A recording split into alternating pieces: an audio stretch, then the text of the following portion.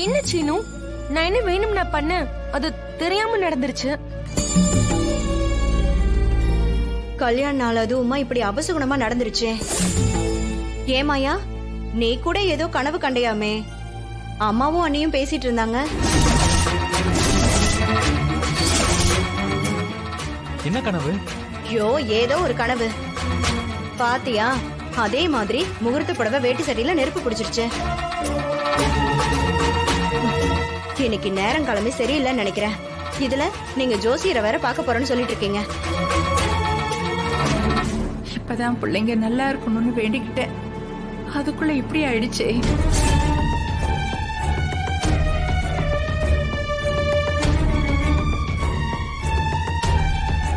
அத்தை, இதுக்காக நீங்க ஒண்ணும் கவலைப்படாதீங்க. முகூர்த்தத்துக்கு வாங்கின புடவை இல்ல இது.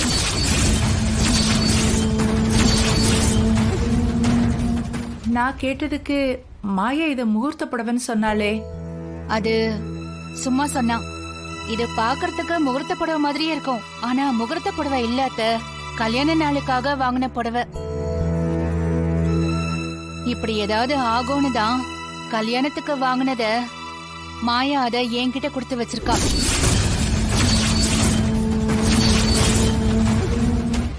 அது உள்ள இருக்க நான் எடுத்துட்டு வரேன். சரி, அது போய் எடுத்துட்டு வா.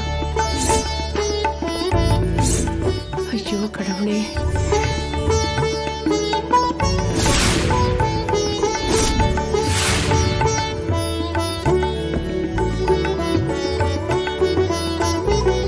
இத பாருங்க,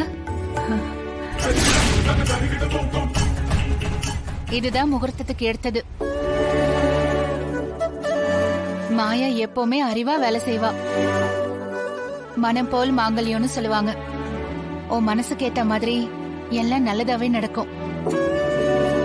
ஜானகி, இனி கற்பூரம் எல்லாம் ஒண்ணு ஏத்த வேண்டாம். சாமி கிட்ட வச்சுட்டு அவங்க கிட்ட கொடுத்துடு. சரிங்க அத்தை.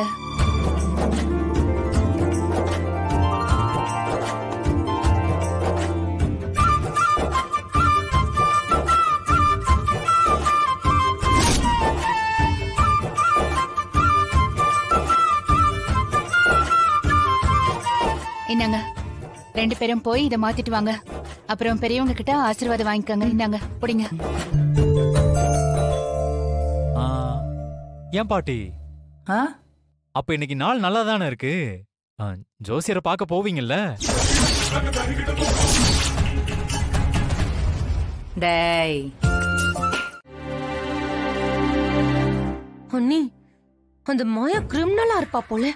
நம்ம போட்ட பால நமக்கே திருப்பி அடிக்கிறா. இப்ப என்ன அண்ணி பண்றது? சீனு கூட சந்தோஷமா வாழ்ந்துட்டு போகட்டும்னு அர்ச்சனை போட்டு ஆசீர்வாதம் பண்ணுவோமா? அத்தா, பார்த்தல எப்படி துடிக்கிறான்னு. போட்டியில ஜெயிக்கணும்னா கடைசி வரைக்கும் களத்துல நிக்கணும். வெற்றி கடைசி பால்ல கூட கிடைக்கும். பொறுமையா காத்துட்டு இருக்கணும். அதனால அவங்களுக்கு ஃபர்ஸ்ட் நைட் நடக்க கூடாது.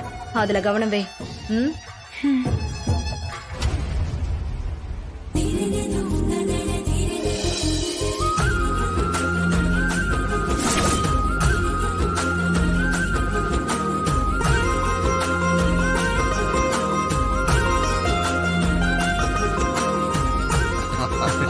என் கண்ணே பட்டுடும் போல இருக்கு.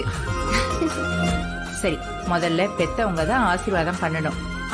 மாப்பிள்ளை பத்மா 2 பேரும் ஒன்னா வந்து நில்லுங்க. அக்கா கூட சேர்ந்து நில்லுங்க, போங்க.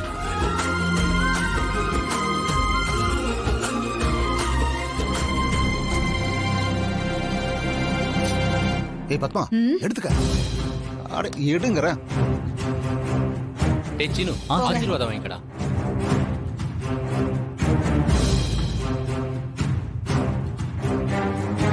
உன்னை ஆசீர்வாதமா பண்ணுவானான்னு?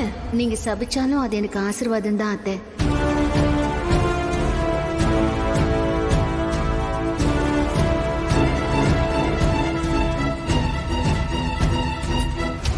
ஏய் பத்மா, ஆசீர்வாதம் பண்ணு. போடு, சந்தோஷமா போடு. நல்லா இருங்க, நல்லா இருங்க, நல்லா இருங்க. நல்லா இருப்பா. சரிங்கம்மா. ஆசீர்வாதம் பண்ணுங்க பாட்டி. ஆசீர்வாதம் வாங்கிங்க. நல்லா இருங்க, நல்லா இருங்க, நல்லா இருங்க. அடுத்த வருஷம் ரெட்டை பிள்ளை பெத்துக்கணும், சரியா? என்னடா முறைக்கிற? மாப்பிள்ளையோட மைண்ட் வாய்ஸ் என்னன்னு நான் கேட்ச் பண்ணிட்டேன். முதல்ல சாந்தி முகூர்த்தத்தை வைங்க, அதுக்கப்புறம் 2 புள்ள 3 புள்ள எல்லாம் கேளுங்க அப்படின்னு சொல்றேன். கரெக்ட் தானடா?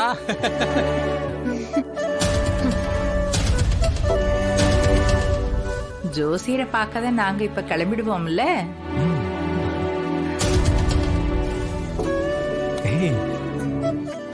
சிவா, அம்மா, பார்வதி, நீங்க 2 பேரும் வந்து ஆசீர்வாதம். நானும் வரணுமா? வந்துட்டேன். நீங்க வாங்க, போங்க போங்க. ஓ, வேண்டுதல வெற்றி விநாயகருக்கு வச்சிருக்க, அது கண்டிப்பா பழிக்கும்.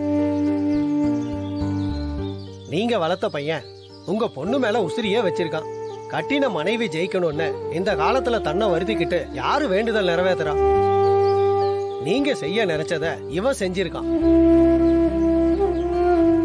விநாயகனோட அருள் நிச்சயம் இவனுக்கு உண்டு. பெரியவ ஆசீர்வாதமும் இருந்தா இவன் நல்லா இருப்பான்.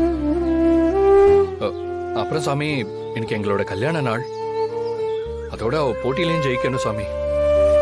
அதுக்காக பிள்ளையாருக்கு ஒரு அர்ச்சனை பண்ணிடுறீங்களா? அதுக்கு என்ன, 5 நிமிஷத்துல அலங்காரத்தை முடிச்சிட்டு அர்ச்சனை பண்ணிடுறேன். சாமி, அதோட எங்க கல்யாண நாளுக்கு இன்னைக்கு அவ அப்பாவோட ஆசீர்வாதம் கிடைக்கணும்னு நினைக்கிறேன். அப்பதான் அவன் ரொம்ப சந்தோஷப்படுவான். கண்டிப்பா கிடைக்கும்.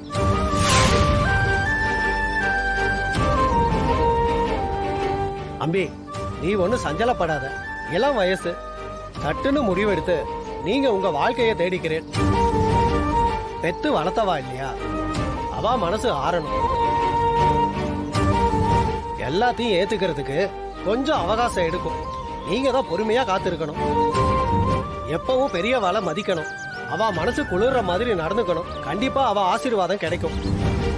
அது வரைக்கும் உங்க மனைவிக்கு துணையா இரு. அவ மேட்ச்லயும் ஜெயிப்பா. அவ துணையோட நீங்க வாழ்க்கையிலயும் ஜெயிப்பீங்க.